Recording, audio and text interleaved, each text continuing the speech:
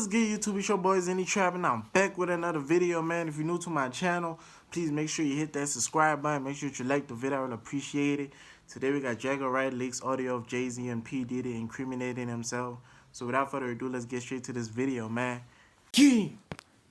I was like, we got to sign DMX, and they laughed at me. Jay and Dame did not believe in DMX. Jay would be like, you think he's better than me?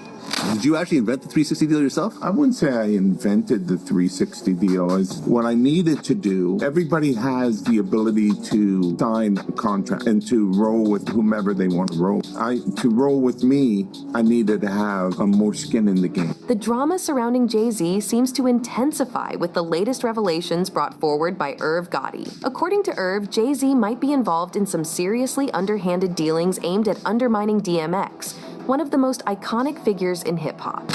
I was no longer focused on the money. I never felt like this. I later found out that he laced the blunt with crack. Why would you do that to a child?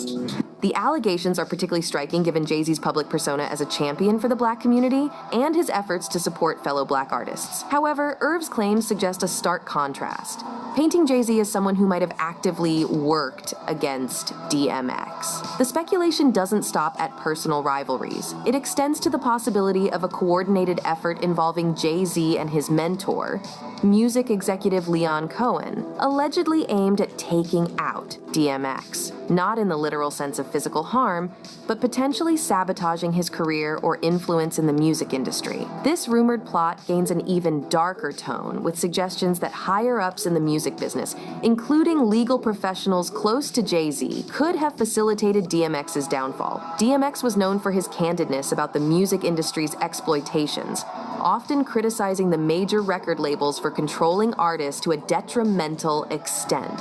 His outspoken nature may have made him a target for those feeling threatened by his words and influence. You know what I'm saying? They the record label executives, and it's like there's too much of that going on. Right. You know what I'm saying? Let me be me. Let me be the artist that I am and just play my music. You know what I mean? Exactly. Now they want you all up under this, you know, sitting going to dinner with them and like that. Gotti, coming into the narrative with his own set of explosive allegations, adds another layer to this intricate story. He accuses Jay-Z of harboring jealousy towards DMX, possibly acting on this envy in nefarious ways behind the scenes. Herb's personal experiences further complicate the narrative, claiming that Jay-Z, in collaboration with Diddy, might have gone as far as to frame him for a crime he didn't commit. This accusation is linked to a larger context where Irv and other black music moguls were allegedly trying to establish an all-black-owned music distribution company, which could have disrupted the status quo of the industry dominated by what they term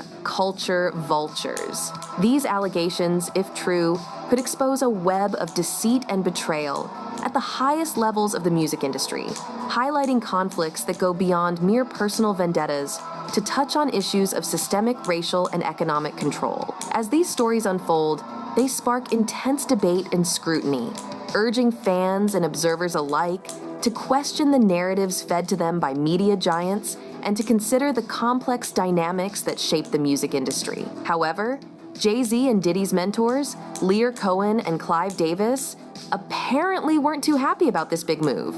They supposedly cooked up a plan to stop Herb's ideas. But what's really going on with Irv's claims about Jay-Z possibly working against DMX? And is there any real proof to back up the rumors that Jay and Leon Cohen schemed to bring down DMX? Let's dig into it. Jay used to watch me grind with X, and he was off with the Hitman. And then something strange happened when I made Get At Me Dog. I used to tell Leo in the midst of the whole staff, and I would tell him, yo, shut the f up, yo. I said, you work better when you shut up and get behind me.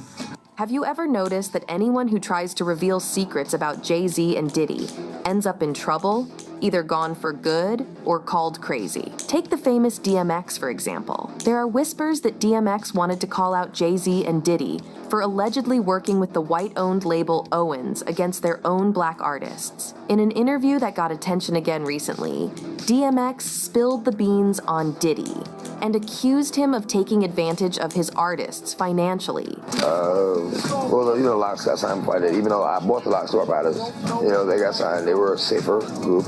You know, Pop signed them. And it was a blessing and a curse because they were sure they were happy about getting signed first, and they were on the Benjamins and the shit was going.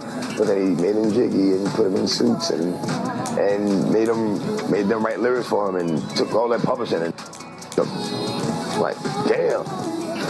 I'm glad I didn't, you know, like, you keep that. And we went to, like, as soon as they got signed, D was like, yo, if you like the Locks, like, X is, like Big Dog, like, those are the Pops, like, you love. And, you know, I always have respect. And then in another interview, DMX shared how Diddy initially ignored him when it came to signing a deal at Bad Boy. But when Diddy heard about a better offer from Def Jam, he suddenly was very eager for DMX to stay. However, DMX didn't feel right about staying with Diddy because he thought there were some sneaky things happening at Bad Boy. I told you, like maybe 3 weeks after I got signed to Def Jam. He's like, yo, I'll lace your pockets. I'll double what they gave you and lace your pockets. I'm like, nah, I'm cool. But let's switch focus to Jay-Z. Because while there's a lot of talk about Diddy and his supposed misdeeds, Jay-Z isn't getting as much attention. It's like he's slipping through unnoticed while everyone is focused on Diddy. After DMX passed away in April 2021, Jay-Z appeared on LeBron James's show and said that even though there was competition between him and DMX, they still had respect for each other. So there was a competitive thing, but it was big love. He was so competitive with me. I never met a human being more competitive with me, like ever, not even my big brother. Like, no one. But here's a detail that Jay-Z left out. According to DMX himself, it was actually Jay who was playing the competition game back in 2004. When Jay-Z became the president at Def Jam Records, taking over from Leon Cohen, things changed. You see, DMX had been a star for Def Jam, releasing 5 consecutive #1 albums from 1998 to 2003. But once Jay-Z took over as president, he started interfering with the release of DMX's 6th studio album, Year of the Dog, again.